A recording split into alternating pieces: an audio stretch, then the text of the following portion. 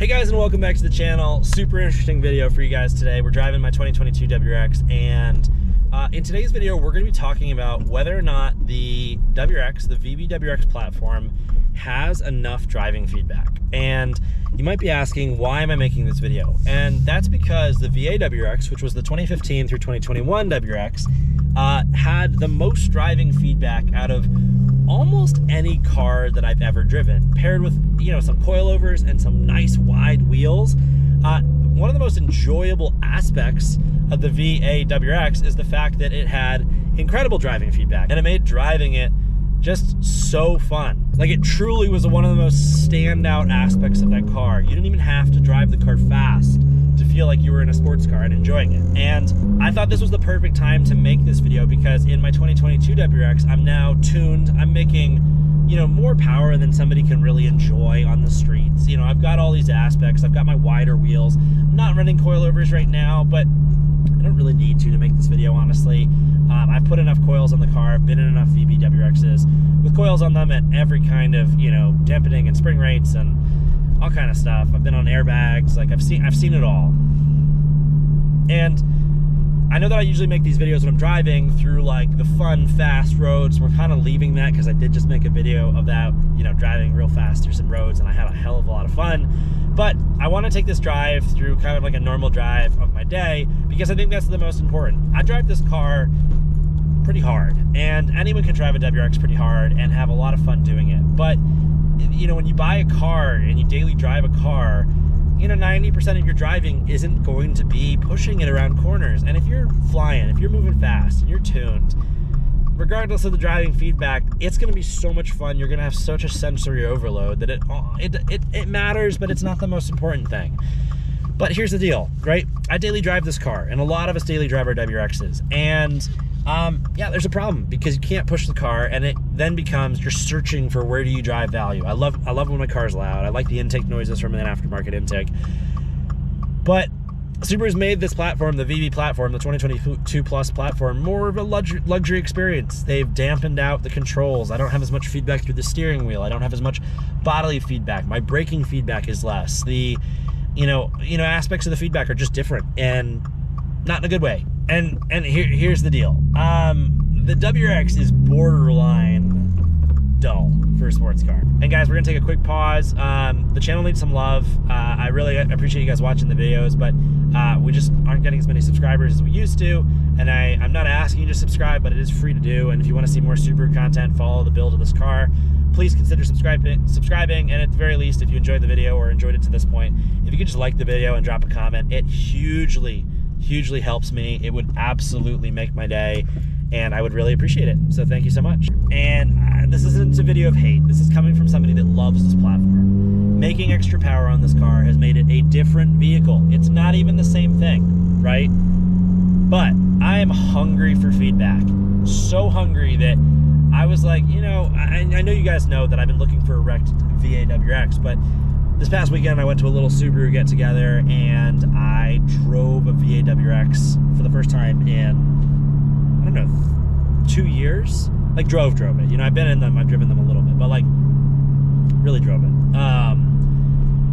And my God, was that car more fun to drive, and it was making much less power than this car. And it's got my brain thinking. And I make this video as almost like a cautionary tale for those that are looking for them, and a tale from those of you guys. So there's actually, I make this video for three reasons. There's three buckets of people. There's the first bucket: if you're looking to buy one, just know not as much driving feedback as the VA WRX. I would recommend driving both, because especially if you're not going to make power, right? If you're just stock to stock, the VA WRX is probably the more fun car to drive, just because you get all the feedback on a daily perspective. Maybe not when you're really having fun, because the performance on this vehicle, on the 2022 Plus, is much better, right? So, second group, for those of you guys that have had them, or have them, but have never had a VA WRX, I would get into a VA WRX so you can experience what driving feedback should be, and that will guaranteed motivate you to improve the driving feedback as much as physically possible in this car. And then for those of you guys that have had VAs and now have a VB, you're probably doing the same thing like I am, where you're trying to find coilovers, which I'm actively doing. Even though I don't really feel like I need them, I just want that driving feedback. probably with a really tight spring rate. And wider wheels are huge. Big, like, make a massive difference. Way more than people think or understand. You know, I'm running 9.5-inch width wheels makes such a difference, right? Radical difference in driving feedback. Like, not just the looks, makes the car more fun to drive. And yeah, like, I know you guys hate when I make negative videos. Like, I don't know how to frame this without being a little bit negative, because it is a little bit negative. I mean, I've been driving this car. Well, it's not even the time driving it. Like, to be honest with you guys, it's the perspective now that I'm tuned, right? When I wasn't tuned, there were aspects of the car where I didn't feel like they were fully fleshed out, or I didn't have enough to, like, get there. Now that it's tuned, I really don't have any other complaints about the car. It's just the driving feedback. And I know, like, this is a first world problem, right? I've solved the other big ones by having way more power. You couldn't even imagine. I just wish I could, like, have this amount of power, responsiveness, the improvements inside. I actually really have fallen in love with the exterior of my vehicle. Just with, like, the VB feedback system loop. Oh my God, that would be the perfect vehicle.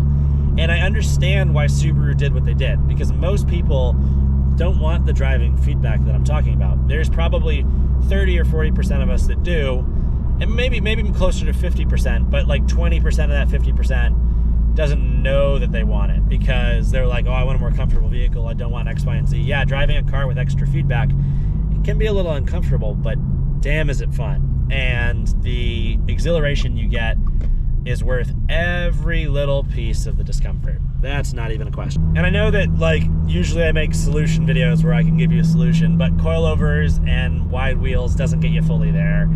And I think a lot of it, actually boils down to the steering wheel and steering wheel responses. And I understand the technology is better, and that's why the steering wheel is the way that it is. It is on paper better. It's better for track driving, it's better for autocross, it's better for daily driving.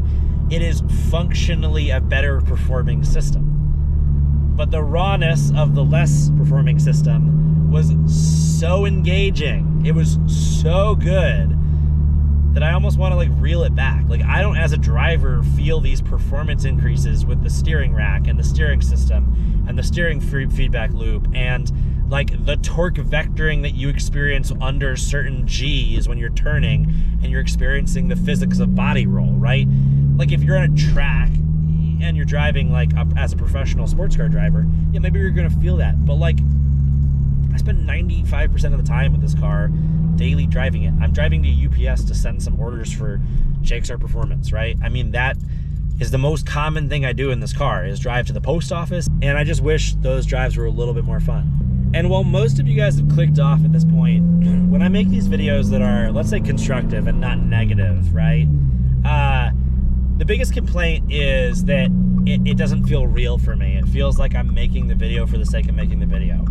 So let me ground you in how real this problem is for me, because it's like a big one. It is such a big stick in the mud for me, let's say, that the next decision on vehicles for me is almost entirely based on feedback, right? So I think if you guys watch the channel, you know that I really want two cars, and because the way that money works, one car is going to come before the other.